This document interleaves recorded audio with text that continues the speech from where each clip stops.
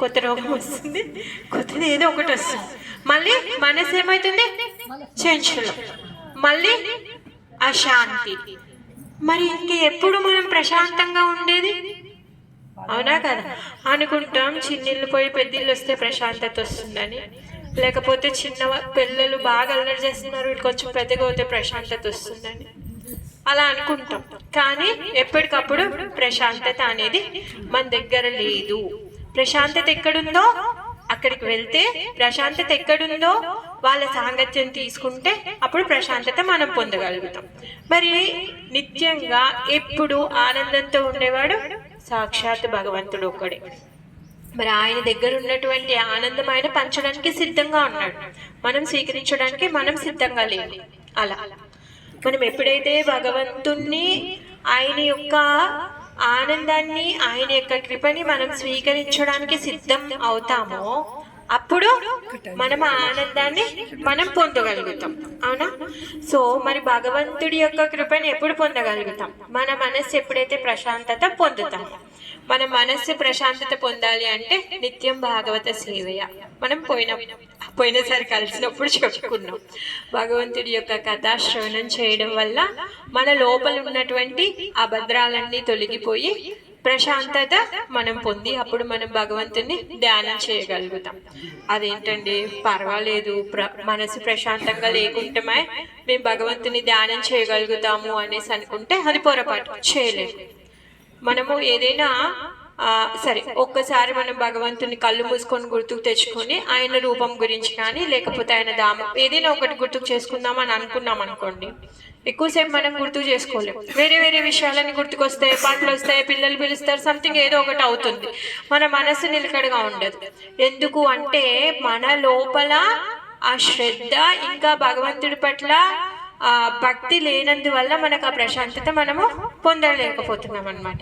మరి ఎప్పుడు ఈ ప్రశాంతత పొందగలుగుతామంటే మనం భగవంతుడి యొక్క భక్తి చేసినప్పుడు మనం ప్రశాంతత పొందుతాం. మరి భగవంతుడి యొక్క భక్తి ఎలా చేయాలి? భగవద్గీత మనకి నేర్పిస్తుంది. ముందుగా మంగళాచరణ చెప్పుకుందాం. ఓం అజ్ఞానతిమిరాంధస్య జ్ఞానాంజనశలాకయ చక్షురున్మీలితం యేన తస్మై శ్రీ గురవే నమః. శ్రీ చైతన్యమనోభీష్టం స్థాపితం యేన భూతలే స్వయం రూపా కదా మహ్యం దదాతి స్వపదాంతికం. వందేహం శ్రీ గురో శ్రీయుతాపదకమలం శ్రీ గురుర్వైష్ణవ శ్రీరూపం సాగ్రజాతం సహగణా రఘునాథాన్వితం తం సజీవం సాద్వైతం సావధూతం పరిజన సహితం కృష్ణ చైతన్య దేవం శ్రీ రాధా కృష్ణ పాదాన్ సహగణా లలితో శ్రీ విశాఖాన్వితాంశ్చ. హే కృష్ణ కరుణా సింధో దీనబంధో జగత్పతే గోపేశ గోపికా కాంత రాధా కాంత నమోస్తుతే. తప్త కాంచన గౌరాంగీ రాధే వృందావనేశ్వరి వృషభానుసుతే దేవి ప్రణమామి హరిప్రియే. వాంఛాకల్పతరుభ్యస్య కృపా సింధుభ్య ఏవ చ పతితానాం పావనేభ్యో వైష్ణవేభ్యో నమో నమః. నమః ఓం విష్ణుపాదాయ కృష్ణప్రేష్ఠాయ భూతలే శ్రీమతే భక్తివేదాంత స్వామినితి నామినే. నమస్తే సారస్వతే దేవే గౌరవాణి ప్రచారిణే నిర్విశేష శూన్యవాది పాశ్చాత్య దేశతారిణే. श्री कृष्ण चैतन्य प्रभु नित्यानंद श्री अद्वैत गदाधर शिवासादि गौर भक्त वृंद. हरे कृष्णा कृष्ण कृष्ण हरे हरे हरे राम राम राम हरे हरे. మూకం కరోతి వాచాలం పంగుం లంగాయతే గిరిం యత్కృపాతమహం వందే శ్రీ గురుం దీనతారిణం. శ్రీల ప్రభుపాద్ కీ జై, శ్రీ గురుదేవ్ కీ జై, శ్రీమద్ భగవద్గీత కీ జై. అయితే మన మనసు ప్రశాంతత చెందిన తర్వాత మన లక్ష్యం ఏంటి? నీ లైఫ్ గోల్ ఏంటి? డాక్టర్ అవ్వాలి. గుడ్. నువ్వు పోలీస్ అవుతావా? అయితే చాలా కంప్లైంట్స్ ఉన్నాయి మీద. టీచర్, తనకు కూడా కంప్లైంట్స్, అందుకే టీచర్ అవుతా అంటుంది మిమ్మల్ని సరి చేయడానికి. సో మనమందరం ఏమనుకుంటున్నాం, మన లైఫ్ గోల్స్కి మనం రీచ్ అవ్వాలనుకుంటున్నాం. కాకపోతే నిజంగా మన యొక్క లైఫ్ గోల్ ఏంటి అంటే భగవంతుడి యొక్క ధామాన్ని చేరుకోవడం. అదేంటండి, బాగుంది, మాకు ఇక్కడ మంచి ఇల్లు ఉంది, ఇంత బాగుంది, సుఖంగా ఉన్నాం, ఇవన్నీ వదిలేసి భగవంతుడి ధామానికి వెళ్ళమంటారు. ఇది ఎక్కడ సౌద్యం అనిపిస్తుందా? ఎందుకంటే మనం ఇక్కడ జన్మ జరా మృత్యు వ్యాధిలో మనం ఇక్కడ కొట్టుకుంటూ ఉన్నాం. మరి నిజమైన ఆనందం మన దగ్గర లేదు. మరి ఇవన్నీ కాకుండా శాశ్వతమైన ఆనందం పొందాలి అంటే ఏం చేయాలి? భగవంతుడి యొక్క ధామాన్ని చేరాలి. అది మన లైఫ్ గోల్. నిజంగా మన జీవితం యొక్క లక్ష్యం, మనం చేరుకోవాల్సిన స్థలం భగవద్ధామం. భగవంతుడి యొక్క నిత్య సేవలో ఉండడం మన జీవిత లక్ష్యం. ఎందుకు సేవ సేవ సేవ, ఎందుకు 24/7 సేవ సేవ ఎందుకు చెప్తున్నామంటే మన లోపల ఉన్నటువంటి క్వాలిటీయే సేవ. ఎందుకంటే నీళ్లు పారబోస్తే పారుతూ వెళ్ళిపోతాయి, అగ్ని మండుతూ ఉంది, చక్కెర తీయగా ఉంటుంది, ఉప్పు ఉప్పగా ఉంటుంది. వాళ్ళ లక్షణాలు ఏంటి? అవే. మరి జీవుడి యొక్క లక్షణం ఏంటి?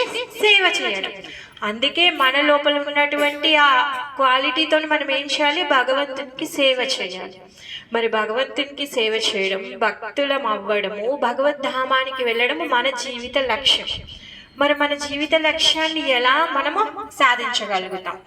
డాక్టర్ అవ్వాలంటే బైపీసీ జాయిన్ అయిపోతుంది, నీట్ రాస్తుంది, ర్యాంక్ వస్తుంది, డాక్టర్ అయిపోతుంది. సో తనకు కూడా ఐపీఎస్ అయిపోతుంది, తను టీచర్ అయిపోతుంది. దానికి ఒక ప్రాసెస్ ఉంది. వాళ్ళు ఆ కోర్సులో జాయిన్ అవుతారు, వాళ్ళ లైఫ్ గోల్ని వాళ్ళు రీచ్ అవుతారు. మరి మనం మన లైఫ్ గోల్ని రీచ్ అవ్వాలంటే ఏం చేయాలి? మనం భగవంతుడి యొక్క ప్రేమను పొందాలి అంటే ఏం చేయాలి? భగవద్ధామానికి వెళ్ళాలి అంటే ఏం చేయాలి? భగవంతుడు చెప్తున్నారు. భగవద్గీత 11వ అధ్యాయం 55వ శ్లోకం. మత్కర్మ బాబోయ్, చిన్న భగవద్గీత 11వ అధ్యాయం 55వ శ్లోకం.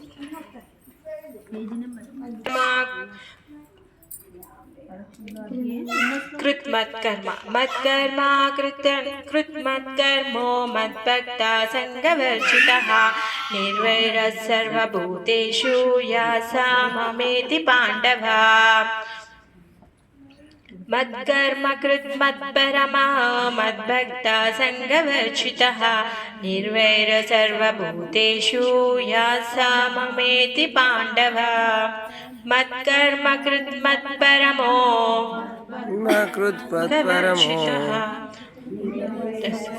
సర్వభూతేషు యాసా మామేతి పాండవ. మత్కర్మ కృత్ అంటే మనము ఏం చేయాలో చెప్తున్నారు. ఎందుకు? భగవంతుడి ధామానికి వెళ్ళాలి అంటే ఏ కర్మ చేయాలి? మత్కర్మ అంటే మత్ అంటే ఎవరిక్కడ? దేవాది దేవుడైన శ్రీకృష్ణుడు. మరి ఆ శ్రీకృష్ణుడు నా కర్మని చేయండి అని చెప్తున్నారు. మరి భగవంతుడి యొక్క కర్మ అంటే ఏంటి?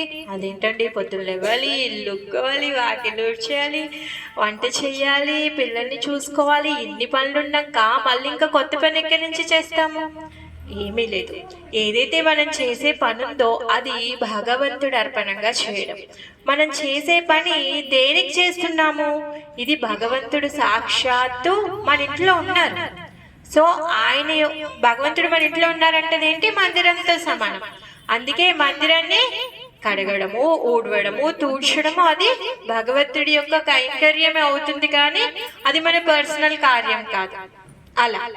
అలానే పిల్లలకు ఉండి పెట్టడము, భర్తకి సేవ చేయడము, భార్యకి సేవ చేయడం, ఇవన్నీ కూడా మరి వీళ్ళందరూ ఎవరంట? భగవంతుడి యొక్క అంశాలు, ఆయన యొక్క పుత్రులు చెప్తున్నారు. వీళ్ళందరికీ కూడా బీజాన్ని ఇచ్చింది నేనే. మరి అంటే వీళ్ళందరి యొక్క తండ్రి ఎవరు? దేవాది దేవుడు. మరి ఆయన యొక్క పిల్లలందరికీ సేవ చేయడము మన యొక్క బాధ్యత. కాబట్టి అది కూడా భగవంతుడి యొక్క సేవని. సో మనం చేసేటటువంటి కర్మని భగవత్ కర్మగా మరల్చుకోవాలి. మనం అన్ని పనులు చేస్తున్నాం, మన ఇష్టానుసారంగా చేస్తున్నాం. అలా కాకుండా భగవంతుడు ఏమంటున్నాడు? నా కర్మని చేయమని చెప్తున్నాడు, దాంట్లోనే మీరు ఉండమని చెప్తున్నాడు. అందుకనే మనం చేసేటటువంటి కర్మ యొక్క రూపాన్ని మనం మార్చుకోవాలి. వంట చేస్తున్నాం, దాన్ని ఏం చేయాలి? భగవంతుడికి అర్పించాలి. అప్పుడు అది కృష్ణ కర్మ అవుతుంది. అలా కాకుండా భగవంతుడికి అర్పించకుండా మనమే తింటే అది మన కర్మ అవుతుంది. పాపాన్ని తిన్న దాంతో సమానమని భగవద్గీతలో భగవంతుడు చెప్తున్నాడు. అందుకే మనం చేసిన ప్రతిదీ భగవంతుడికి అర్పించి మనం తీసుకోవడం వల్ల భగవంతుడి యొక్క ప్రసాదాన్ని మనం స్వీకరించిన వాళ్ళం అవుతాం. అలా సో ఇంకేమంటున్నాడు? మద్భక్త, ఇంకా నా యొక్క భక్తులు అవ్వండి అని చెప్తున్నాడు. భక్తులం ఎలా అవుతాము? ఇప్పుడు మీరంటే నేను ఇష్టపడాలి అంటే మీ గురించి నాకు తెలిసి ఉండాలి. అసలు మీరెవరు, ఏం చేస్తారు, మీకు ఎంత శక్తి ఉంది, నాకు ఆపద వస్తే మీరు కాపాడగలుగుతారా, తెలుసుకోవాలి కదా. మరి భగవంతునికి భక్తి చేయాలి అంటే భగవంతుడు ఎంత గొప్పవాడో ముందుగా మనం తెలుసుకోవాలి. మరి భగవంతుడు ఎంత గొప్పవాడో ఎవరు చెప్తారు? ఆయన గురించి తెలిసిన వాళ్ళు చెప్తారు. ఇప్పుడు నేను కొత్తగా ఈరోజు వచ్చాను అనుకోండి, నా గురించి మీకేం తెలియదు.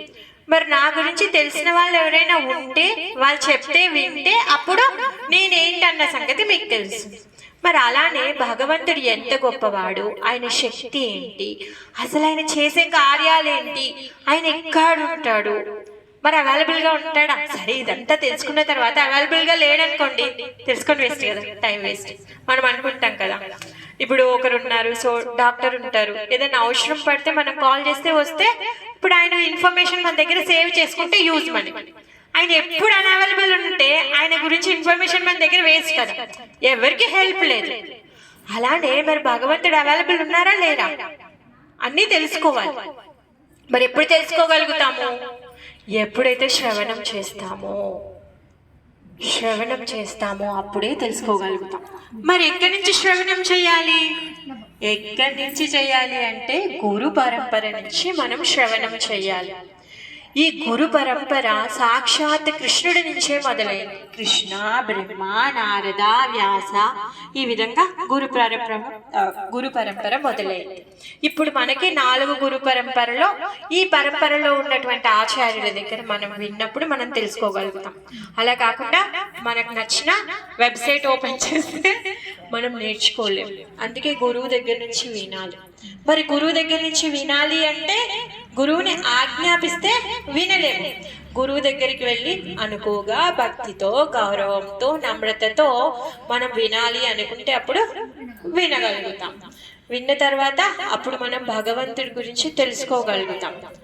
సరే తెలుసుకున్నాం, భగవంతుడు అంటే దేవాది దేవుడు, సర్వకారణ కారణుడు, అన్నింటికి మూలం ఆయనే, మొత్తం 3 లోకాలకి నడిపించే అతనే, ప్రతి జీవిలో బీజం అతనే, భగవంతుడి యొక్క కృపతోనే ప్రతి ఒక్కటి నడుస్తూ ఉన్నాయి. అన్ని చదువుకున్నాం, తెలిసేసుకున్నాం. మరి దీంతో భక్తి వచ్చేస్తుందా? తెలుసుకున్నాం అంతే. మరి భక్తి ఎప్పుడు తెలుస్తుందంట? అనుభవంతో. జ్ఞానం వచ్చింది. భగవంతుడు అంటే ఎవరు చదివిన తర్వాత జ్ఞానం వచ్చింది, విన్న తర్వాత జ్ఞానం వచ్చింది. మరి భగవంతుడి భక్తి మనం ఎప్పుడు చేయగలుగుతామంటే విజ్ఞానాన్ని పొందినప్పుడు భగవంతుడి భక్తి చేయగలుగుతాం. మరి విజ్ఞానం ఎప్పుడు పొందుతాము? విజ్ఞానం అనేది మనం సేవ చేయడం ద్వారా విజ్ఞానం పొందుతాం. గురువు గారు చెప్పినట్టుగా ఏం చెప్తారు? గురువు గారు అనుకువగా ఉండాలి, 4 నియమాలను పాటించాలి, నియమంగా భగవంతుడి యొక్క నామాన్ని జపం చేయాలి, ప్రతి ఒక్కరి పట్ల సేవాభావంతో ఉండాలి. మరి అది చేసేటప్పుడు ఏమవుతుంది? మన లోపల ఉన్నటువంటి మలినాలు బయటకు వస్తాయి. ఇది చేయడం సులభం కాదు. మనం అనుకుంటున్నాము అంతే కదా, గురువు గారు చెప్పారు చేసేద్దాంలే అనిపిస్తుంది.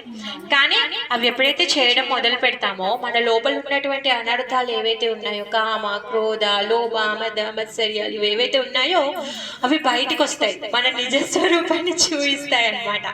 అంటే మనము ఏ విధంగా గురువు గారు చెప్పింది పాటించగలుగుతున్నాము, నిజంగా మొత్తం తూచా తప్పకుండా పాటించగలుగుతున్నామా, ఎవరి పట్ల ద్వేషం లేకుండా ఉండగలుగుతున్నామా, నిజంగా ప్రతి ఒక్కరిని భగవంతుడి యొక్క అంశాలుగా మనం చూడగలుగుతున్నామా, భగవంతుడు అంటే ఏంటి, ఆయన కృప అంటే ఏంటి, నిజంగానే ఆయన కృపకు మనం వేచి ఉన్నామా, నిజంగా మొత్తమే మనం భగవంతుడి మీద ఆధారపడి ఉన్నామా, ఇవన్నీ కూడా మనకి తెలుస్తాయి మనం సేవ చేసినప్పుడు.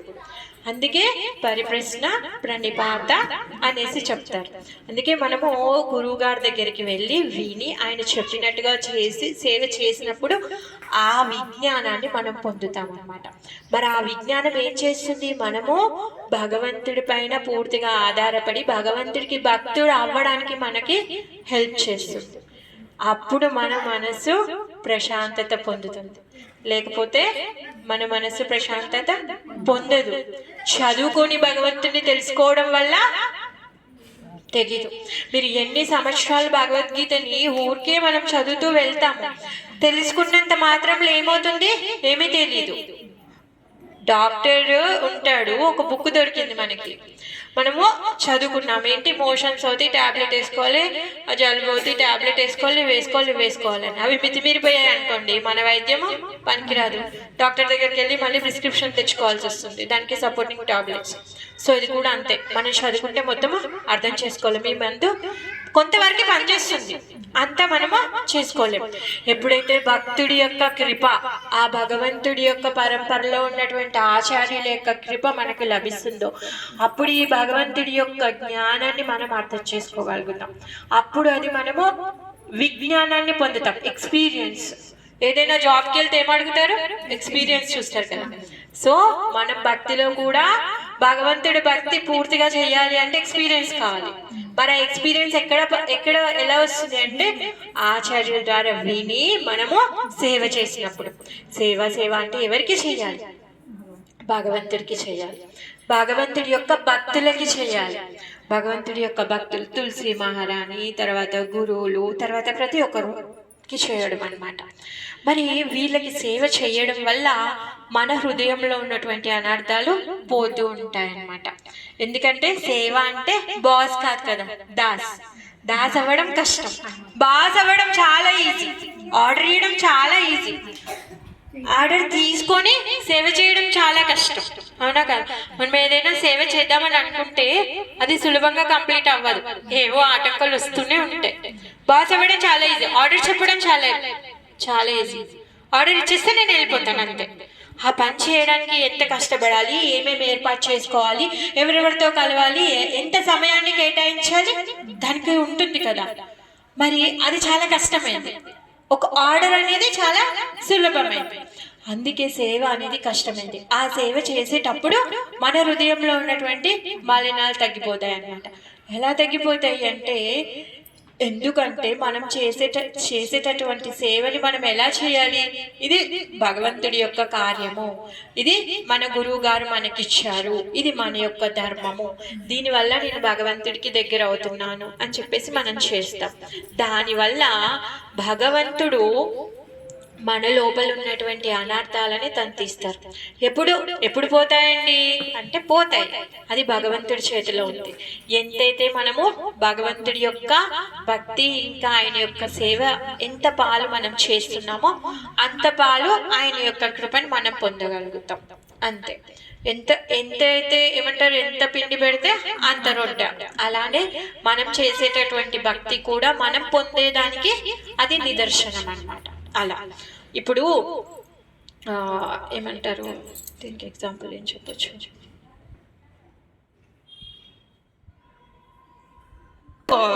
సేవ చేయడం అంటే లోపల ఉన్నటువంటి కల్మషాలన్నీ కడిగేయడం అన్నమాట.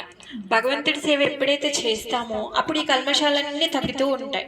అలా కాదు, నేను ఈరోజే ఫ్యాన్ ఇప్పుడే స్విచ్ బంద్ చేశాను, ఫ్యాన్ ఇప్పుడే ఆగిపోవాలంటే ఆగిపోదు, అది కొంచెంసేపు తిరిగి నెమ్మదిగా ఆగిపోతుంది. అలానే మనం ఇప్పుడు సేవ చేయడం మొదలు పెట్టాం, మన లోపల ఉన్న అనర్థాలన్నీ బయటికి రావడం మొదలయ్యాయి. అవి కూడా తగ్గిపోవాలి ఏమిటి అంటే కాదు, మనం చేయగా ఏమవుతుందంటే ఈ అనర్థాలు తగ్గుతూ మన లోపల ఉన్నటువంటి భగవంతుడి పట్ల, భగవంతుడి భక్తుల పట్ల ఉండేటటువంటి భావం ఏదైతే ఉందో అది పెరుగుతుంది అనమాట. ఇది పెరిగినప్పుడు ఇది తగ్గుతుంది అనమాట. అలా మరి భగవంతుడి యొక్క భక్తుల సేవ చేస్తున్నాము, భగవంతుడి గుడికి వెళ్తాము, దర్శనం చేసుకుంటాము, పూలు తెస్తాము, మాల కడతాము, భగవంతుడికి అర్పిస్తాము, సేవ చేస్తాము, అన్ని బాగున్నాయి, అంతా బాగున్నాయి, చేసేది బాగుంది. మరి చేయకూడని కూడా తెలుసుకోవాలి కదా. చేయకూడని కూడా చెప్తున్నారనమాట. ఏమంటున్నారనమాట, నిర్వేర సర్వభూతేషు మద్భక్త. తర్వాత సంఘవర్జిత. సంఘవర్జిత అంటే అసత్సంగం చేయకూడదు. అసత్సంగం చేయకూడదు అంటే తాగుబోతులతో తిరుగుబోతులతో అనుకుంటాం మనం. వాటి సాంగత్యం మనం ఏమీ చెయ్యట్లేదు. కాకపోతే ఇంకా ఎన్నో అలవాట్లు మన లోపల ఉన్నాయి. ఏవేవో పనులకి మనము అడిక్ట్ అయిపోయి ఉన్నాం. ఎగ్జాంపుల్ మొబైల్కి ఎంత అడిక్ట్ అయిపోయామంటే మన సమయం ఎంత ఇస్తున్నామో తెలియదు మొబైల్స్తో. సో ఆ విధంగా వస్తువులతోని, పరిసరాలతోని, మనుషులతోని కూడా సంఘవర్జిత. వాళ్ళ యొక్క సాంగత్యాన్ని మనం వదిలిపెట్టాలన్నమాట. ఇప్పుడు నిప్పు ఉంటే ఏం చేస్తాము? సరే ఇప్పుడు రాళ్ళు పెట్టేసి అన్నం గిన్నె పెట్టుకొని అన్నం వండేసుకున్నాం, బాగుంది. అది చాలా పెద్ద అగ్ని, దావాగ్ని ఉంది అనుకో, దాన్ని వాడుకోగలుగుతామా? వాడుకోలేము. అది కూడా అంతే, మొబైల్ కూడా అంతే. ఎంత కావాలో అంత వాడుకొని మిగిలింది అది దావాగ్ని లాంటిది, కాలిపోతుంది, దాన్ని వదిలేయాలి అలా. సో నీళ్ళు ఉన్నాయి, స్విమ్మింగ్ పూల్ అయితే స్విమ్మింగ్ చేస్తాం, సముద్రం అంత ఉంటే స్విమ్మింగ్ చేస్తామా? గోవింద. అలానే ఏది ఎందులో నుంచి ఎంత తీసుకోవాలో అంతే తీసుకోవాలి. ఎవరి దగ్గర నుంచి అయినా కూడా ఎంత తీసుకోవాలో వాళ్ళ యొక్క సాంగత్యం అంతే తీసుకోవాలి, అంతకు మించి మనం తీసుకోకూడదు అనమాట. అదే సంఘవర్జిత. అది మొబైల్ కావచ్చు, స్నేహం కావచ్చు, తిరగడం కావచ్చు, ఏదైనా కావచ్చు. అది భగవంతుడి యొక్క భక్తికి తోడ్పడుతుందా అది చూడాలి. ఇప్పుడు మనం చేసేటటువంటి పని ఇది మన లోపల భక్తిని పెంపొందిస్తుందా? సినిమాకి వెళ్దామంటారు ఫ్రెండ్స్ అందరు కలిసి. సినిమాకి వెళ్తే నిజంగా నేను కృష్ణకి దగ్గర అవుతానా మనం ఆలోచించుకోవాలి. సరే ఇప్పుడు వాళ్ళు సినిమాకి వెళ్దాం అంటున్నారు, బయటికి వెళ్ళాలి, అందరు వెళ్తున్నారు, నేను ఒక్కదాన్ని ఇంట్లో కూర్చొని ఏం చేస్తాను? సో నేను కూడా బయటికి వెళ్తే ఎక్కడ వెళ్ళాలి? గుడికి వెళ్ళాలి. అది మనం నిశ్చయించుకోవాలి. అందరూ వెళ్తున్నారు, మనకు కూడా బయటికి వెళ్ళాలి అనిపించింది. మరి ఇప్పుడు సినిమాకి వెళ్దామా, గుడికి వెళ్దామా? గుడికి వెళ్తాం. ఆ చాయిస్ మనకు వచ్చింది భగవంతుడు. ఆ విధంగా సంఘవర్జిత. ఇప్పుడు ఈ సినిమాకి వెళ్ళే దాన్ని వర్జించేసి మరి ఏం చేయాలి? ఏదో చేయాలి కదా. ఎందుకంటే మన లోపల ఉన్నది ఏంటి? సేవ చేయడం ప్రవృత్తి మన దగ్గర ఉంది. ఎంతసేపు స్తబ్దంగా అలానే కూర్చోలేము కదా. అందుకే కార్యాలను మనం మార్చుకోవాలన్నమాట. అందుకే మనం ఏం చేయాలి? సినిమాకి వెళ్ళాలంటే బదులు గుడికి వెళ్ళాలి. ఇప్పుడు రెస్టారెంట్కి వెళ్దాం, తిందామని చెప్తారు ఫ్రెండ్స్ అందరు. మరి అప్పుడు ఏం చేయాలి? రెస్టారెంట్ కాకుండా మనకు ప్రసాదం ఎక్కడ దొరికితే అక్కడికి వెళ్ళాలి. లేకపోతే మనమే మంచిగా వండుకొని భగవంతుడికి ఆఫర్ చేసి తినాలి. ఎందుకంటే మనకి దగ్గరలో గోవింద రెస్టారెంట్ లేదు కదా. లేకపోతే గోవింద రెస్టారెంట్కి వెళ్ళి గోవిందుడి దర్శనము చేసుకోవచ్చు, ఇక్కడ ప్రసాదము తినవచ్చు. అంటే మనం చేసేటటువంటి పనిని మనం మార్చుకోవడం. అంతేకాని మీకేం ఎంజాయ్మెంట్ తక్కువ లేదండి. మీరు సినిమాకి వెళ్తే ఫ్రస్ట్రేషన్ వస్తుంది, కానీ మీరు గుడికి వెళ్ళి ఒక గంట సేపు కీర్తనలో కూర్చున్నారనుకోండి, మీరు ఎంత సంతృప్తి పొందుతారంటే మీరు సినిమా చూస్తే పొందే సంతృప్తి అసలు వేస్ట్, కాలి గోటికి కూడా సరిపోదు. మీరు కీర్తనలో ఒక 10 నిమిషాలు కూర్చున్నారనుకోండి మనసు పెట్టి, మీరు ఎంత ఆనందాన్ని పొందుతారు? సినిమాకి వెళ్తే అంత ఆనందం పొందుతారా చెప్పండి? నేను కూడా చాలా సినిమాలు చూసాను, నాకైతే అలాంటి హ్యాపీనెస్ రాలేదు. మరి వచ్చిందా? ఎప్పుడైనా వచ్చిందా? ఇప్పుడే అన్నారు ప్రభుజీ గట్టిగా కీర్తన చేస్తే చాలా బాగుంది అనేసి, అవునా కదా? కానీ సినిమాకి వెళ్తే అలాంటి హ్యాపీనెస్ వస్తుందా? రాదు, ఫ్రస్ట్రేషన్ వస్తుంది, అవునా కదా? నాకైతే ఫ్రస్ట్రేషన్ వచ్చేది. అలా అంటే సంఘవర్జిత. ఏదైతే మనని కృష్ణుడికి దగ్గర చేస్తుందో దానిని మనం స్వీకరించాలి, కృష్ణుడికి దూరం చేసేదాన్ని వదిలిపెట్టాలి. అందుకే ఇక్కడ కృష్ణుడు ఏమంటున్నాడు? నా భక్తుడివి కా. అయ్యో బానే ఉంది, ఏం చెయ్యాలో నేర్చుకున్నావు, మరి ఏం చేయకూడదో కూడా తెలుసుకోవాలి కదా. లేకపోతే అన్నిటితో పాటు మేము అన్ని చేస్తాం, గుంపులో గోవిందా, వాడు ఎక్కడ పోతే మేము ఎక్కడ పోతాం, వీళ్ళు ఎక్కడ పోతే అక్కడ పోతాము, మీకు కూడా కృష్ణుడు మొక్కుతాము, లేకపోతే భక్తి చేస్తాం. అలా కాదు, ఏమి చెయ్యాలి ఏమి చేయకూడదు భగవంతుడు చెప్తున్నాడు. భగవంతుడికి దగ్గర అయ్యేటటువంటి పనులని స్వీకరించి భగవంతుడి నుంచి మనం దూరం చేసేటటువంటి పనులని వదిలిపెట్టాలి. మొబైల్లో ఇప్పుడు దీంట్లో చూసేటటువంటి ఇన్స్టాగ్రామ్ కానీ లేకపోతే ఫేస్బుక్ కానీ ఇప్పుడు నా టైం వేస్ట్ చేస్తుంది. కృష్ణకి నేను దూరం అవుతున్నానంటే సో వర్జిత, వదిలేద్దాం. అలా కాదు, నేను క్లాస్ వింటున్నాను, దీనిలో కీర్తన వింటున్నాను, ప్రవచనం వింటున్నాను అంటే సో మనం దీని యొక్క సాంగత్యాన్ని తీసుకుంటాం. ఆ విధంగా అన్నమాట. ప్రతి ఒక్కటి కూడా మనము భగవంతుడికి దగ్గరయ్యేటటువంటి పనులనే మనము చేయాలి.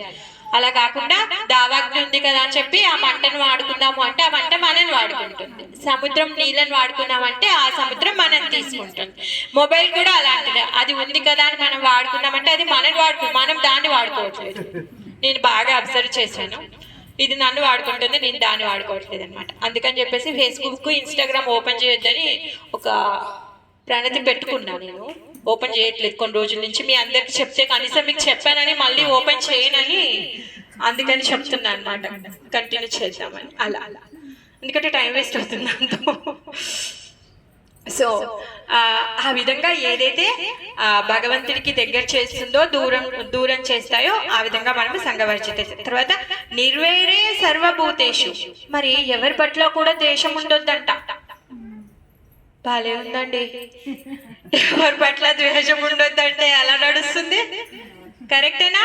నడుస్తుంది. కృష్ణుడు అదే చెప్తున్నాడు. సాక్షాత్ కృష్ణుడే కురుక్షేత్ర యుద్ధంలో కౌరవులందరినీ కూడా చంపేయమన్నాడు. అదే యుద్ధంలో నించోని నువ్వు ఎవరి పట్ల ద్వేషం పెట్టుకోవద్దని చెప్తున్నాడు. సందేహం వేస్తుందా కదా? మరి అక్కడ ఏం చెప్తున్నాడు కృష్ణుడు? నువ్వు ద్వేషం పెట్టుకోవద్దు, అలానే మమకారం పెట్టుకోవద్దు.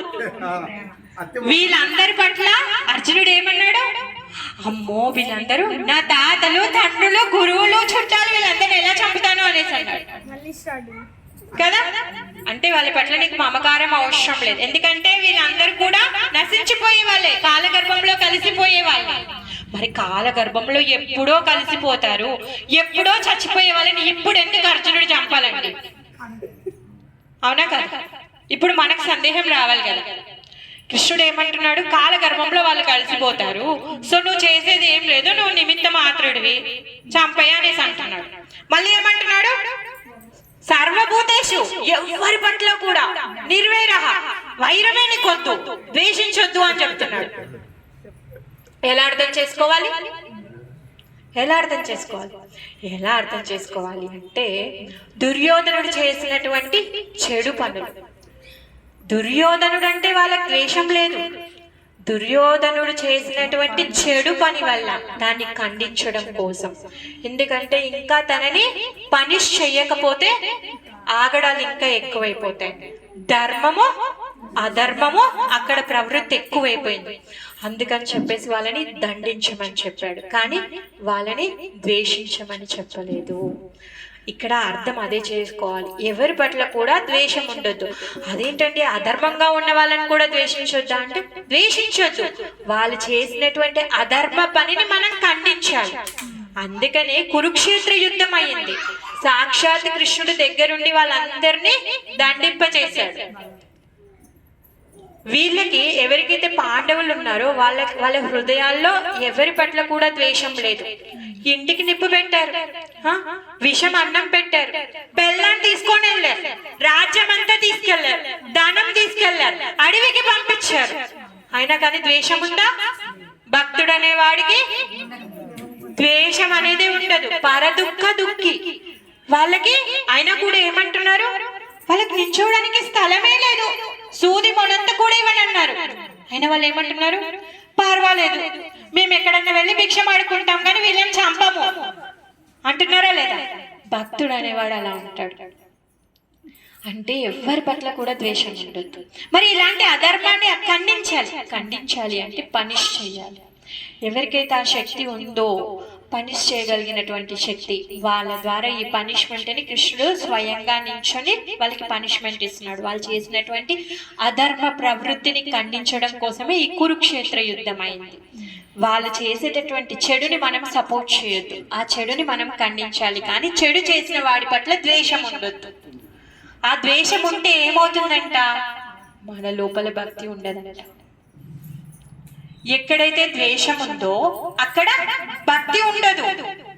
అదేంటండి, నాకు ఒకరంటే ద్వేషం ఉంది కానీ నాకు కృష్ణ అంటే ఇష్టం, నాకు కొంచెం భక్తి ఉంది. మనం స్టార్టింగ్ స్టేజ్ లో ఉన్నాం, మన హృదయంలో కొంచెం భక్తి కొంచెం ద్వేషం రెండు ఉన్నాయి. అయితే ఇప్పుడు ఎప్పుడైతే మనం ఈ భక్తిని పెంచుతూ పెంచుతూ పోతామో ఈ ద్వేషం తగ్గుతూ పోతుంది. అలా కాకుండా ఈ ద్వేషాన్ని పెంచుతూ పెంచుతూ పోయామో ఈ భక్తి కాస్త మొత్తం తగ్గిపోతుంది, మనము కృష్ణుడికి దూరం అయిపోతాం. కరెక్టే, ఎందుకంటే మనము ఈ భౌతిక ప్రపంచంలో ఉన్నాము. కామ క్రోధ లోభ మద మత్సర్యాలు ఇవన్నీ ఉన్నాయి, ద్వేషం కూడా ఉంది, ఈర్ష్య కూడా ఉంది, లోభం కూడా ఉంది, కామం కూడా ఉంది. మరి వీటన్నింటిని దాటి బయటికి రావాలి. ఎలా రావాలి? ఎప్పుడైతే మనము భగవంతుడికి దగ్గర అవుతామో అప్పుడు వీటన్నింటి నుంచి దూరం అవుతాం. ఆ భగవంతుడికి దగ్గరయ్యే దానిని మనం పోషించాలి. భగవంతుడికి దగ్గర అవ్వడానికి అనుకూలమైన పరిస్థితులను మనం స్వీకరించాలి. అనుకూలంగా లేనటువంటి పరిస్థితులను మనం స్వీకరించొద్దు. ఇప్పుడు కొన్ని విషయాలు ఉంటాయి మనకు నచ్చదు. ఎంతమంది ఏం ఫోర్స్ చేసినా మీకు వంకాయ కూర నచ్చలేదు అనుకోండి, మీరు తినలేదు అనుకోండి, మాతాజీ ప్లీజ్ తినండి, నేను చాలా బాగుండే దీంట్లో కాజు పేస్ట్ వేసా అదేసా ఇదేసా అంటే తింటారా మీరు? తినరు కదా. ఇది కూడా అంతే.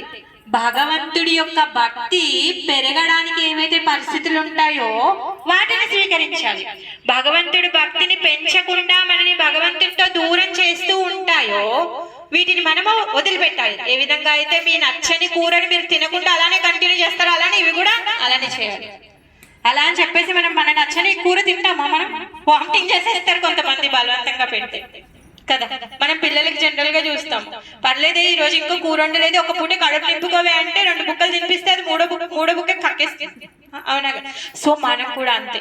మన హృదయంలో భగవంతుడి పట్ల ప్రేమ, భగవంతుడి పట్ల సేవ, భగవంతుడి పట్ల శ్రద్ధ, భగవంతుడి పట్ల మన యొక్క ఉత్సాహాన్ని మనం పెంచుకోవాలి. పెంచుకొని భగవంతునికి దూరంగా ఉండేటటువంటివి అసత్సంగం, తర్వాత ఏమంటారు మాంసాహారం. ఎందుకంటే దాంట్లో ఏముంది, మనకి దయ అనేది లేకుండా పోతుంది. సో ఏవైతే భగవంతుడి యొక్క భక్తికి దూరం చేస్తాయో వాటన్నిటిని కూడా వదిలిపెట్టాలి.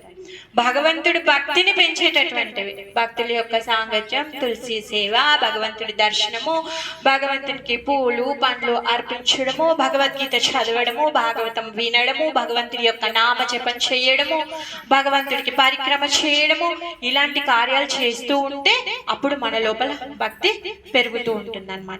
అందుకే నిర్వేరే సర్వభూతేషు, ఎవరి పట్ల కూడా ద్వేషం పెట్టుకోవద్దు. వాళ్ళు చేసినటువంటి అధర్మం పట్ల మనము ఖండించే విధంగా ఉండాలి. ఎగ్జాంపుల్ దక్ష ప్రజాపతి, శివుడు, పరమశివుణ్ణి దక్ష ప్రజాపతి ఎన్నోసార్లు అవమానించాడు, ఎంతో దూషించి మాట్లాడాడు. ఎంత ఘోరమైన మాటలు మాట్లాడతాడంటే శివుడు పల్లెత్తు మాట మాట్లాడాడు, కన్నెత్తి కూడా తిరిగి చూడడు, కోపంగా కూడా తిరిగి చూడడు. ఆయన బిహేవింగ్ లో చేంజే ఉండదు. మొత్తము ఎంత పెద్ద గొప్ప యజ్ఞం అంటే సాక్షాత్ బ్రహ్మ, ఇంద్ర, రుద్ర అందరూ వచ్చారు. అలాంటి అంత పెద్ద సమావేశంలో దక్షుడు శివుణ్ణి అవమానిస్తే నందికి కోపం వస్తుంది, అసలు ఆగలేకపోతున్నాడు, మండిపోతున్నాడు నంది. కానీ శివుడు మాత్రం ఏమీ అనట్లేదు, అలానే ఉంటాడు, భరిస్తాడు, క్షమిస్తాడు, అలానే ఉంటాడు. కానీ ఎప్పుడైతే సతీదేవి తన శరీర త్యాగం చేస్తుందో అప్పుడు శివుడికి కోపం వస్తుంది. ఎందుకు కోపం వచ్చిందంట? ఈ దక్షుణ్ణి అలానే వదిలేస్తే ఇంకా అధర్మం ఎక్కువగా చేస్తాడు అని చెప్పేసి అప్పుడు ఆయన తలని కట్ చేస్తాడు. పోనీ అలా అని చెప్పేసి ఏమైనా ద్వేషం పెట్టుకున్నాడా? బ్రహ్మదేవుడు వచ్చి అయ్యో ఆయనని కరుణించు అంటే మళ్ళీ మేక తల పెట్టి ఆయనని బతికిస్తాడు. భార్య అయితే వెళ్ళిపోయింది, ఎంత ప్రాణంగా చూసుకునేటటువంటి ఆయనకి కూతురు, ఈయనకి భార్య వెళ్ళిపోయింది, భార్య మళ్ళీ తిరిగి రాలేదు. కానీ ఎవరైతే దూషించారో ఆయనని మాత్రం ద్వేషించకుండా తనకి మేకతల పెట్టి బతికిచ్చాడు. భగవంతుడి యొక్క భక్తుడు అలా ఉంటాడనమాట, ఎవరిని కూడా ద్వేషించడు, వాళ్ళు చేసేటటువంటి పనిని ఖండిస్తాడనమాట. ఇప్పుడు దక్షుడికి ఆ పనిష్మెంట్ ఇవ్వకపోతే ఆయన యొక్క ఆగడాలు ఇంకా పెరిగిపోతూ ఉంటాయి. అందుకనే అలా పనిష్మెంట్ ఇచ్చి వాళ్ళని ఇచ్చేస్తారు, కానీ వాళ్ళ పట్ల ద్వేషం అనేది లేదు. అందుకనే మనం కూడా ఎవరి పట్ల ద్వేషం పెట్టుకోవద్దు. అఫ్ కోర్స్ మన లోపల ఉన్నాయి, కాకపోతే ఇప్పటి నుంచి మనం ప్రయత్నిద్దాం, ఒక్కొక్కటిగా అలవాటుని మార్చుకుందాం. ఎప్పుడైతే మనం ప్రయత్నిస్తామో భగవంతుడు ఆయన మనకి సహకారాన్ని ఇస్తారు, తప్పకుండా ఇస్తారు సహకారాన్ని. ఇవ్వరని అనుకోవద్దు, భగవంతునికి ప్రార్థించండి, నా లోపల ఈ లోపం ఉంది, నేను దీన్ని దాటి బయటికి రాలేకపోతున్నాను, సో ప్లీజ్ కృష్ణ హెల్ప్ చే. He will definitely help, compulsory తను హెల్ప్ చేస్తారు. తర్వాత నిర్వేర సర్వభూతేషు యాస మామేతి పాండవ. సో అందరినీ కూడా, ఎవరైతే జీవులు ఉన్నారో ప్రతి ఒక్కరిని కూడా భగవంతుడి యొక్క అంశాలుగా మనం చూడడం మొదలు పెట్టాలి. మరి భగవంతుడు మానవ శరీరంలో ఉన్నాం కదా అని మనని కాపాడతాడా ఆయన? అలా కాదు. ఏనుగండి, ఏనుగు శరీరంలో ఉన్నాడు, ప్రార్థిస్తే వచ్చి కాపాడలేదా? కాపాడాడు కదా. భగవంతుడికి భేదభావాలు లేవు. ఈయన చీమ, బల్ల, నక్క, దోమ, మనిష అవన్నీ తను చూడడు. మన లోపల ఉన్నటువంటి ఆత్మ ఏదైతే ఉందో దాంతో కనెక్షన్, మన శరీరంతో కనెక్షన్ కాదు. భగవంతుడికి మనం చేసేటటువంటి గొప్ప గొప్ప నైవేద్యాలు, ఏదో నెయ్యి పోసి వండాము, లేకపోతే బంగారు నగలు పెట్టాము, పట్టు వస్త్రాలు పెట్టాము, వాటితో సంబంధమా? కాదండి, మనస్సుతో సంబంధం. భగవంతుడికి మన మనస్సుతో సంబంధం. మనం అర్పించేటటువంటి కాస్ట్లీ వాటికి భగవంతుడు ఆచితూచలేడు. సహస్ర లక్ష్ములు ఆయన సేవలో ఉన్నారు. మనం పెట్టేటటువంటి 1/2 కేజీ నెయ్యి లేకపోతే 2 గ్రాముల బంగారం ఆయనకి పనే లేదు. మన లోపల మనస్సుతో చేసేటటువంటి భక్తితో కనెక్షన్. అందుకే ఏ జీవి అని కూడా భేదం చూడడుతాడు. నువ్వు ఏనుగు శరీరంలో ఉన్నా, ఏ శరీరంలో ఉన్నా నీ మనస్సులో భక్తి ఉంటే భగవంతుడు స్వీకరిస్తాడు. భగవంతుడు అంత కరుణామయుడు అనమాట. మరి ఎవరైతే అలాంటి భక్తి చేస్తారో వాళ్ళు నా దగ్గరికి వస్తారు అనేసి చెప్తున్నారు. భగవంతుడే స్టాంప్ వేసేసారు. సో ఇవి ఎవరైతే పాటిస్తారో వాళ్ళు గోలోకానికి వచ్చేయచ్చు, భగవద్ధామానికి వెళ్ళొచ్చు. ఓకే, మన దగ్గర ఇప్పుడు చాలా లోపాలు ఉన్నాయి. మరి ఇవన్నీ పోయి మనము భగవంతుడి యొక్క భక్తి చెయ్యాలి, భగవంతుడికి దగ్గర అవ్వాలని ప్రార్థిస్తూ నేను ఈ క్లాస్ ముగిస్తున్నాను. హరే కృష్ణ. హరే కృష్ణ. మీకు ఏమైనా సందేహాలు ఉంటే అడగండి.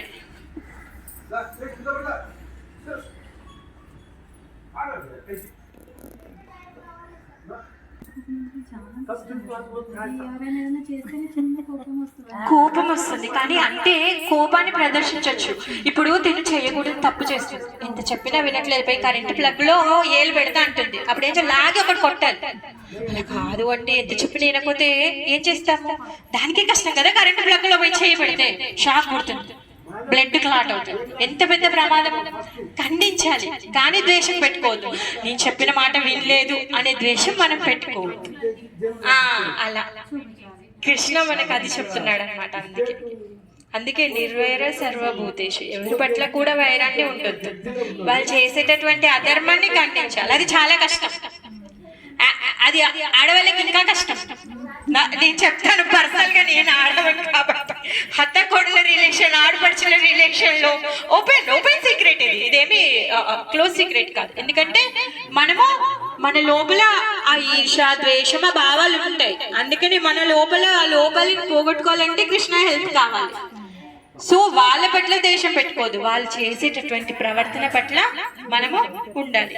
మన లోపల ఆ శక్తిని మనం పెంచుకోవాలి. ఓకే, కానీ మా ప్రభు నేర్పించేది కానీ వదిలేసే, ఈ రోజుకి రేపు చూసుకుందాం. ఎస్, ఈ రోజుకి వదిలేసే రాధా ప్రియ, రేపు చూసుకుందాం.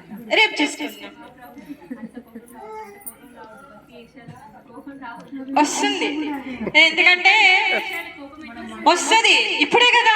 ఎప్పుడైతే భగవంతుడి సేవ మొదలు పెట్టామో లోపల అనర్థాలు బయటకు వస్తున్నాయి. మీరు సబ్బేసి రుద్దడం మొదలు పెడితే మురికెంత బయటకు వస్తుంది. సబ్బు పెట్టినంత సేపు ఆ బండ మంచిగానే ఉంటది, మీరు సబ్బు పెడితే దాంట్లో మురికి బయటకు వస్తుంది. అలానే మనం భగవంతుడి యొక్క భక్తి స్టార్ట్ చేస్తే, భగవంతుడి యొక్క సేవ మొదలు పెడితే మన లోపల ఉన్న మురికంతా బయటకు వస్తుంది. అందుకే భగవంతుడి శరణాగతి. సో మనకు ఆ శక్తి లేదు, అందుకని మన అట్రాక్షన్ కృష్ణ వైపు మనం ఎక్కువగా మళ్లించుకోవాలి. అప్పుడు తగ్గిపోతుంది. దీన్ని తగ్గించుకోవడానికి మనం ప్రయత్నించొద్దు. ఎందుకంటే భగవద్గీతలో భగవంతుడు చెప్తున్నాడు, మీరు ఎన్ని యజ్ఞాలు చేసినా, ఎంత వేదం చదివినా, ఎంత జ్ఞానం పొందినా, ఎంత తపస్సు చేసినా, ఎంత దాన ధర్మాలు చేసినా, మీరు పొందేటటువంటి లాభం ఏదైతే ఉందో అది చాలా తక్కువైంది. ఎవరైతే భగవంతుడి యొక్క భక్తి చేస్తారో వాళ్ళు పొందేటటువంటి లాభం ఉంది చూడండి. ఈ దాన ధర్మ యజ్ఞ తప ఇవన్నీ చేసిన వాళ్ళు అది పొందరు. కాకపోతే భక్తి చేసిన వాడు ఈ దాన ధర్మ యజ్ఞ తప ఇవన్నీ చేసిన లాభము భక్తుడికి వస్తుందంట. అది నేను ఇస్తాను హామీ అంటున్నాడు, అర్జునుడితో చెప్తున్నాడు. అందుకే మద్భక్త, నా భక్తుడివి కమ్ము అని చెప్తున్నాడు. అన్యుల దగ్గరికి వెళ్ళొద్దు అని చెప్తున్నాడు. ముకుందమాలలో కులశేఖర ఆళ్వార్ అంటున్నారు, స్వామి నువ్వు భగవద్గీతలో చెప్పేశావు, ఎవరైతే నాకు భక్తి చేస్తారో నేను నిన్ను కాపాడుతానని. కానీ నేను ఎంత మూర్ఖుడినంటే నీ పాదాలు వదిలేసి ఈ సర్పంచ్ దగ్గరికి లేకపోతే తహసీల్దార్ దగ్గరికి వెళ్ళి నాయన నాకు ఈ కష్టం ఉంది నాయన తీర్చు అని అడుగుతున్నాను. ఎంత మూర్ఖుడిని స్వామి నేను అనేసి అంటున్నాడు. అవునా కదా? భగవంతుడు స్వయంగా చెప్తున్నాడు నేను ఉన్నానని, కానీ ఆయన పాదాలు మనం పట్టుకోవట్లేదు. ఎందుకంటే ఆయన గురించి మనం వినలే. ఆయన ఎంత శక్తిమంతుడు, ఆయన ఏ విధంగా కాపాడుతాడు అని మనం వినలేదు. మనం బాగా వింటే ఎవరైతే గొప్పగా రక్షిస్తాడో ఆయన దగ్గరికి వెళ్ళి వేడుకుంటాం. ఆయన దగ్గర వినలేదు, ఆయన గురించి తెలుసుకోలేదు కాబట్టి చిన్న చితకా సర్పంచుల దగ్గరికి వెళ్ళి కాలు పట్టుకుంటున్నాం. అందుకే నిత్యం భాగవత శ్రవణం. అందుకే భగవంతుడు భగవద్గీత చెప్పాడు. కురుక్షేత్ర యుద్ధంలో అవసరం ఏముందండి? కురుక్షేత్రంలో ప్లాన్ ఇచ్చాడు, టైం పెట్టాడు, లొకేషన్ ఇచ్చాడు, యుద్ధానికి సిద్ధంగా ఉన్నారు అందరూ, శంఖం ఊదడమే. కానీ అక్కడ కూర్చోబెట్టి మళ్ళీ చెప్తున్నాడు. ఎందుకంటే చేసేటటువంటి పని మనము అంత సీరియస్ గా మనం చేయట్లేదు అనమాట. అయ్యో అయ్యో అని ఎప్పటికప్పుడు మన ధర్మాన్ని మనము దాటించేస్తున్నాం. అందుకే అర్జున్ని వంకగా పెట్టుకొని మనకి ఇదంతా చెప్పాల్సి వచ్చింది కృష్ణుడికి. మనం ఎప్పుడైతే భగవంతుడి గురించి పూర్తిగా వింటామో అప్పుడు మన లోపల నమ్మకం వస్తుంది. నిజంగా ఆయన రక్షిస్తాడు, నిజంగా ఆయన మనని కాపాడుతాడు, ఆయన కృప వల్లే మనము ఇలా ఉన్నాము. మనకు కృతజ్ఞతా భావాన్ని మనం వ్యక్తం చేయడము, భగవంతుని ప్రార్థించడం వల్ల మనము మన జీవితాన్ని ఇంకా మెరుగుపరుచుకోగలుగుతాం. కొత్త అంటే పట్టు చీర కొనుక్కుంటేనో లేకపోతే ఇంకో 10 తులాల బంగారం ఎక్కువ వేసుకుంటేనో ఇంకొంచెం లగ్జరీ కార్లో తిరుగుతేనో మన బ్రతుకులు మెరుగుపడవు, మన సుఖం మెరుగుపడుతుంది. సుఖానికి బ్రతకడానికి చాలా తేడా ఉంది. సుఖం అనేది తాత్కాలికమైంది, చాలా కొంచెం సేపే. గులాబ్ జామున్ తిన్నంతసేపే ఆ సుఖము, అది ఎప్పటికీ ఉండదు. అవునా కదా? మీరు ఆ కారులో తిరిగినంతసేపే ఆ సుఖము, అది ఎప్పటికీ ఉండదు. కారులో 24 గంటలు కూర్చోలేరు కదా, చిరాకు వచ్చేస్తుంది, ఇరిటేషన్ కదా. అవునా కదా? పట్టు చీరలో ఎంతసేపు ఉంటారు, మళ్ళీ నైట్ వేసుకోవాల్సింది. సో అలానే భగవంతుడి యొక్క భక్తి చాలా కంఫర్ట్ జోన్. ఎప్పుడైతే మనం భక్తి చేస్తామో అప్పుడు ఇవన్నీ కూడా తొలగిపోతాయి అన్నమాట. అలా అదేంటండి భక్తి అంటారు, భగవంతుడి ధామం అంటారు, మాకు తెలిసింది ఒకటే, స్వర్గము నరకము. అయితే స్వర్గానికి వెళ్తాం లేకపోతే నరకానికి వెళ్తాం. పుణ్యం చేస్తే స్వర్గానికి వెళ్తాం, పాపం చేస్తే నరకానికి వెళ్తాం. మాకు ఈ రెండే తెలుసు. ఇది మూడోది ఎక్కడి నుంచి వచ్చింది? మూడోది శాశ్వతంగా అక్కడే ఉంది. ఈ స్వర్గము నరకము రెండు కూడా భూమి మీదే ఉన్నాయి, అంటే ఈ భౌతిక లోకంలోనే ఉన్నాయి. ఒక ట్రైన్ ఉందండి, ఢిల్లీకి వెళ్ళాలి. ఢిల్లీ వచ్చేసి వైకుంఠం. ట్రైన్ ఉంది, ట్రైన్ లో ఏసీ కంపార్ట్మెంట్ ఉంది, తర్వాత జనరల్ కంపార్ట్మెంట్ ఉంది. ఏసీ కంపార్ట్మెంట్ వచ్చి స్వర్గం, జనరల్ కంపార్ట్మెంట్ వచ్చి నరకం. అంటే జస్ట్ ఊరికే చెప్తున్నా, నాకు ఏది తెలియక చెప్తున్నా, ఎలా చెప్పాలో తెలియక. మీరు నరకంలో కూర్చున్నా, స్వర్గంలో కూర్చున్నా, అంటే జనరల్ కంపార్ట్మెంట్ లో కూర్చున్నా, ఏసీ కంపార్ట్మెంట్ లో కూర్చున్నా మీరు వెళ్ళాల్సింది వైకుంఠానికే. కానీ మొత్తం నేను ఏసీలోనే ఉంటాను, ఏసీ చల్లగా ఉంది అంటే దిగిపోవాల్సిందే ఢిల్లీ వచ్చాక, లేకపోతే ఎక్కడో ఒక దగ్గర నీకు దింపేస్తారు. సో స్వర్గము శాశ్వతమైంది కాదు, నరకము శాశ్వతమైంది కాదు. ఇవన్నీ కూడా దారి. మీరు నరకంలో ఉండేటటువంటి జీవుడి శరీరంలో ఉన్న, స్వర్గంలో ఉండేటటువంటి దేవత శరీరంలో ఉన్న, భూమిపైన ఉన్నటువంటి మానవ శరీరంలో ఉన్న, చీమ శరీరంలో ఉన్న, ఏ శరీరంలో ఉన్నా కానీ మన ఇల్లు భగవంతుడి యొక్క వైకుంఠ ధామం. ఆ వైకుంఠానికి వెళ్ళాలి అంటే భగవంతుడి యొక్క భక్తి చేయాలి. సింపుల్. ఎలా చేయాలి? ఎవరి పట్ల ద్వేషం పెట్టుకోవద్దు, భగవంతుడికి దగ్గర అయ్యేటటువంటివి స్వీకరించాలి, భగవంతుడికి భక్తులం అవ్వాలి, భగవంతుడి యొక్క సేవ చెయ్యాలి, భగవంతుని గురించి తెలుసుకోవాలి, భగవంతుడి యొక్క భక్తికి మనం దూరం చేసే వాటిని వదిలిపెట్టాలి. అప్పుడే మనము భక్తి చేయగలుగుతాం అన్నమాట. సో మరి వీటన్నింటికి చేసేటటువంటి శక్తి ఏమిస్తుంది? హరే కృష్ణ హరే కృష్ణ కృష్ణ కృష్ణ హరే హరే. హరే హరే రామ రామ రామ హరే హరే. ఈ మంత్రం మనకి శక్తినిస్తుంది ఇవన్నీ చేయడానికి. ఇవన్నీ చెయ్యకుండా నేను భగవద్ధామానికి వెళ్ళిపోతాను, భగవంతుడి యొక్క సేవ చేయగలుగుతాను అంటే చెయ్యలేము. మీరు ఒక పదాన్ని రాయాలి అంటే ఎల్కేజీ నుంచి ఏబిసిడీలు నేర్చుకుంటేనే ఒక పదాన్ని రాయగలుగుతాం. మరి మనం భగవంతుడి యొక్క భక్తి, భగవంతుడి ధామానికి వైకుంఠానికి వెళ్ళాలి అంటే మనం ఇవన్నీ చేయాలి. ఇవన్నీ చేస్తేనే వెళ్ళగలుగుతాం.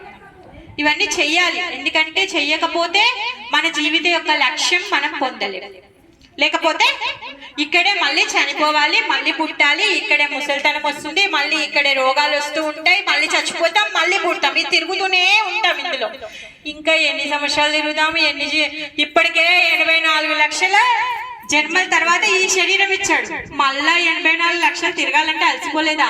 బాబాయ్ కష్టం. అందుకే ఇప్పుడే వదిలించేసుకుందాం. వదలాలి అంటే భగవంతుడి యొక్క పాదాన్ని గట్టిగా పట్టుకుందాం. అమ్మో ఇప్పుడే చేయగలుగుతామంటే చేయగలుగుతాం. మన దగ్గర శక్తి లేదు, బుద్ధి లేదు.